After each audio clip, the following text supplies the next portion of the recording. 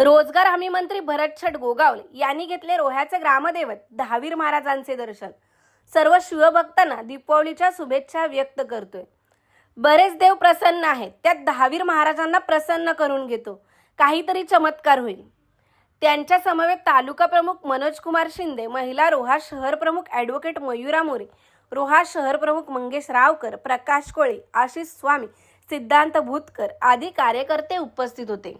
काय नाही, एक खाजगी कामासाठी मी चाललो होतो, तर दहावीर महाराजांच्या इथे कधी जास्त येणं होत नाही आणि योगायोग होता दिवाळीचा हे आहे आणि त्या अनुषंगाने आमच्या तालुका प्रमुख, शहर प्रमुख, इतर पदाधिकाऱ्यांना कल्पना दिली की यावेळेला दहावीर महाराजांच्या दर्शनाला आपण जाऊया आणि त्यासाठी आम्ही इथे दर्शनाला आलो होतो। मी सगळ्या या रोहेकर मंडळींना आणि माझ्या तमाम जिल्ह्यातील, रायगड जिल्ह्यातील सर्व शिवभक्तांना शुभेच्छा व्यक्त करतो या आपल्या दिवाळीच्या।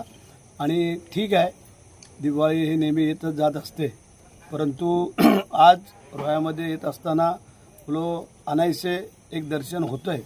बघूया, आता बरेचसे देव प्रसन्न आहेत, त्याच्यामध्ये एक दहावीर महाराजांना प्रसन्न करून घेतो, काहीतरी चमत्कार होऊन जाईल।